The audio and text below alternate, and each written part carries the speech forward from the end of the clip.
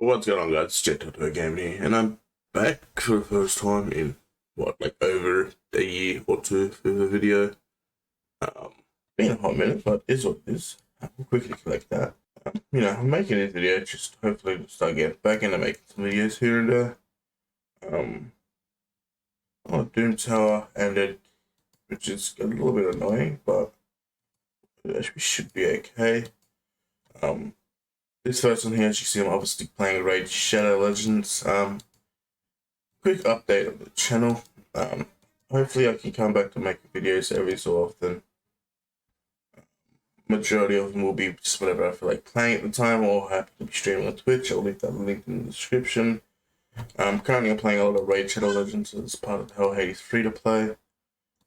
I'll be leaving the info for that down below if you guys do want to get involved or want to play some Raid Shadow Legends. Because although the game does get a lot of slack for being a bit of a greedy pig at times, it is kind of a fun game to play, especially early on. And yeah, so this video will be the first one that I upload on the Raid Shadow Legends free to play. I'll also probably upload some bits here and there on my main account, because my main account is a little bit further along in the game and honestly doesn't have as much going for it. It's kind of just at a point where I'm just playing it. Yeah, so we'll go over quickly. Obviously, I made this account the same day most of them did for the free to play. So up to date 10 rewards that I just collected, which gives me a skill tome that I'm going to use personally on Frozen Banshee, just to get her buff and just to get all of this hopefully on cooldowns to make it tick a little bit more.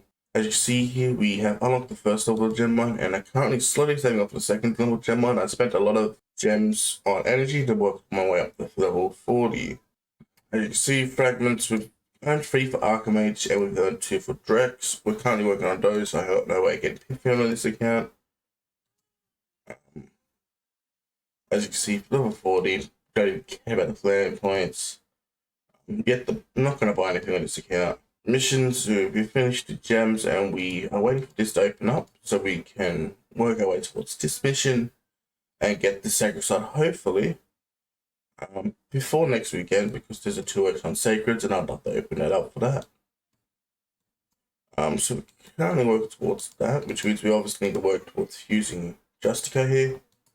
As you see, I have 3 of the 4 parts needed. I wouldn't probably prefer to get the second one of these 2, which shouldn't hopefully be too hard, and I do need to get myself a spirit host. What else do we got here? Oh, yeah, we got quest. As I just hopped on today, I'll probably get all of these done. I'm not going to play too much right now, just because I want to save it to see what this event starts. And I'll be streaming that hopefully. So in about 40 hours, you'll probably catch me on the stream. Also, whenever this is live, if I upload this video before this goes live, I should hopefully be streaming to see what's on here. Because the rewards do look solid for both this and my main, just based off this. But at the same time, knowing Raid, it's probably going to be kind of dog shit. But I want to wait to see and save all my resources that I'm going to get for them. Challenge-wise, obviously here I got to do a couple of things and shit like that. But currently, challenges-wise, I'm kind of doing it, but kind of not. Just if they get done, they get done. Let me quickly claim this.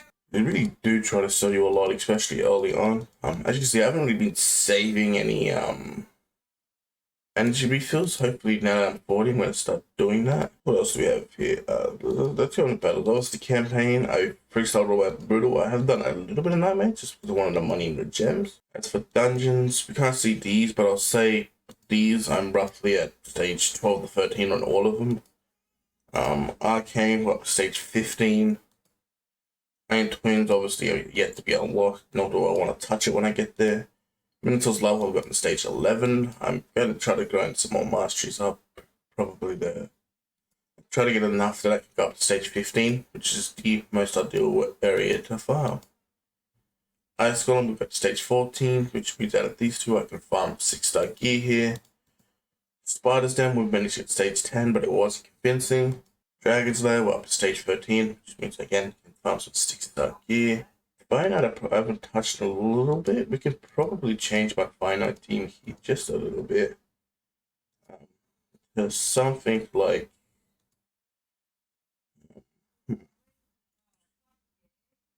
We'll just get something like this and see if we can at least get stage 7, which starts to get me 5-star gear. Look at this run. I haven't touched Finite as well because Finite is one of the more difficult areas to start off with. Alright, that's Finite stage 7B, which gets me up there to the point where I can get some 5-star gear from it, which is always handy. That's the faction wars. As you can see, high offers unlocked. I mentioned stage 11 just with just purely with Elhain. Dark Elf is open, which I don't have anything to farm, so we'll just have to farm some high elf later today on stream. Arena. As you can see, bronze 1 here. My defense is literally just a 1-man defense. We're not really trying to go up in here. We're just keeping it like that, keeping ourselves mid to low, and just refreshing and getting the easy points to get the champion fragments for Drex. As you see here, we're in gold 1, because when I show you my champions, we have gotten ourselves a handful of really good champions. And I could still make a better arena team, I just haven't spent the time to do so. But obviously, in gold 1, you start getting a lot of teams that you really cannot beat. And obviously, we got Clan Boss here, which I currently can probably 5 key hard and stuff, so it's not really worth me to hard just yet. I do need to retap normal real quick. This is the team I am using, and probably will use a similar team in long run. Probably will end up switching Elhain on this team once Banty gets 60 with Masters and switch lifesteal gears around stuff. Just because I personally feel if I can throw a Ronda in here over an Elhain, it would be super handy. Because Ronda's counter attack, and Elhain I've put no as a campaign farmer. But obviously for now, because Elhain is the only one with the War Master mastery, she does majority of my damage at Elhain. I'd probably be getting lucky to do that much damage, 600,000. Obviously we have her with the poisons, and it's amazing when Richka ally attacks with her, we just stack a fuck ton of poisons. But obviously that doesn't always happen, and it's a bit luck based. What I do eventually need to get for this team though is an ally protector. And a speed champion, and I can get a 2-for-1. Luckily, we do get a speed champion on day 30 in the form of Haiku, which I am using on my main account for a 2-for-1 on Nightmare. Luckily, I do have a decent team at the moment, which gives me these shields, protection, and strength. Elhain gives me some damage. Banshee gives me some poisons. This dude here, he gives me some removals or buffs, debuffs, I mean. And also gives me some weaken and some leak on A1, and she increases the duration of buffs. But, so I do need to get myself a block debuffs champion and a speed champion, and then I can start tuning up a 2-to-1. And then once I start building the 2-to-1, and then I can start slowly working on potentially going up higher. Obviously, that's not exactly needed. The only one I can probably get the Brutal, which is getting 6 stars for War Master procs with some poisons, which is the current pair. I'm currently stuck between if I want to get a couple more of the champions that I'm using up to 5-star, or get Banshee up to 6-star. The cool part about this chick here is when she dies too, everyone else gets revived, and we get one final little hit here. The reason I want to get Banshee to 6-star over even Marichka or Ronda is just those legendaries already have value at 5-star. And I personally feel like using them right now wouldn't be a waste of my time at 60, because they still want resources to be good, and I feel like I can get Ronda to work perfectly fine at 50. And I'd much rather just get Banshee up to 60, and then go from there. So we'll probably just continue on with this, guys. I'm just going to cut to the end of this battle so you don't have to watch it all, because it's probably going to go on for at least a couple of minutes. So we'll probably just cut to the end of it and continue from there. As you can see here, we did about 4 mil to easy, which is way above 1 key. I really need to start working hard, and I think what I'm lacking is just a little more damage. Next time I get a key, I might attack hard with Ronda over Sand/Survivor. Although Sand/Survivor in long term will be a really good champion for me for hand boss because on the A1 she attacks a little bit. And it's not too useful. The A2 is where it is. It decreases the duration of all enemy buffs, but also increases the duration of all ally buffs. And then also have passive giving it ally protection, block damage if people get below 50% is also super handy. So onto the champs that I have, obviously got Belhane here, 18k power, 6 stars, the standard. With the lifesteal gear that you get at the start, and some broken sets, mostly just to get some speed and some crit damage and some crit rate and stuff like that. So when we look at stats, obviously 181 speed, 96 crit rate, and 86 crit damage. We could probably kind of try to switch this around. A little bit of attack as well. So overall, not too bad. Banshee hit 11k power, as you see, mostly got perception and accuracy gear on it, just to get the extra bit of accuracy to learn those poisons. A little bit of speed. I am wanting to slowly start switching to lifesteal, but just not able to do that yet. Stand slash, I've got just with some speed gear on, and a couple of broken bits to give some tankiness and some help. Ronda, I have been a bit of some spare bites of lifesteal gear, but also just a random piece that I probably should change. This piece, although it just has speed, he probably is better. Instant upgraded it, the 12, see what bonus stat we get. And we get crit rate with a double crit damage. Although we're losing out some speed, I would much rather equip this just because I feel like it'll be better long term. And we have a armor here that I literally had to put my best gloves on just to get some crit rate to hit 100, almost 100% crit rate. If we just upgrade that once more, he should be at 100% crit rate now. Which obviously, I need to upgrade it anymore. Obviously, I'm going to re-gear him eventually, but he's also a keeper. The Trumbull here, dude I was speaking about before, has the weaken unleash on the A1, attack or enemies removing a debuff on the A2, and an ally protection increased difference on the A3, which isn't too bad. Total stats right now, kind of just building with a little bit of HP and all that. I haven't really touched him in a while. So he's got obviously got a little bit of accuracy just to try to land those, and he's got to start the shield stat just because I wanted some shields on my champions at the start. I could probably change that because that was built before I got Marichka, and now that I got Marichka, I got shields a bit more. So I could probably try to switch this out for a couple of more pieces of perception. Like this here piece, I can track on him. I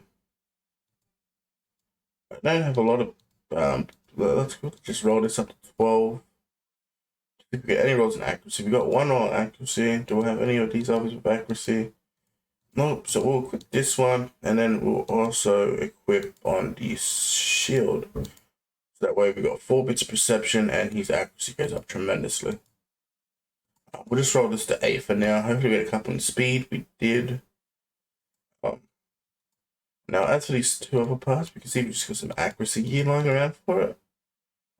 We currently do not. So all we can do is we can filter. I can't remember his damage is based off defense, so you kind of want a decent defense. So what we can do is we can filter this for defense percent. And we can see we have a PC with resin attack and crit rate, speed, and attack. I think I'd rather see if I can get a roll on the speed first. Which we got 1 roll in the speed. We'll go and take it up to 12. And we got a roll in attack. Due to that, we'll quickly roll this out as well. And a double roll on res. So what we'll do is equip this. And then we come here and we'll look for any that have probably defense percent, which as you can see, don't got any. So then we're like, alright, we'll see if we got any with HP percent. Nope. Okay, do we have any accuracy and speed? We got 1 piece.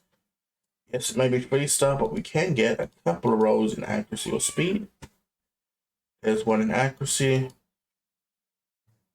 Then, unfortunately, 2 of them in the crit rate, but this will have to do.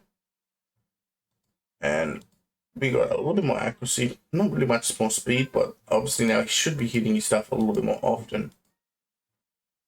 We got a lady quilling here, which is my other champ I got off the start. She just built in some very average attack gear that you get off the start. Sensei Survivor, who is just built to be bulky, and the rest really here is just all going to be food eventually. Then in the vault, we do have a Mossy Mage that I have to build. These three here are either here to be built or here to be used as third. One of these is to be kept. Gallic is I'm currently on the defensive one, keep or third, and she's just here for some use later. Mossy Mage is one of the champs that I have to eventually build out, probably for arena. Because A1 has a 30% decreased speed, which is helpful everywhere.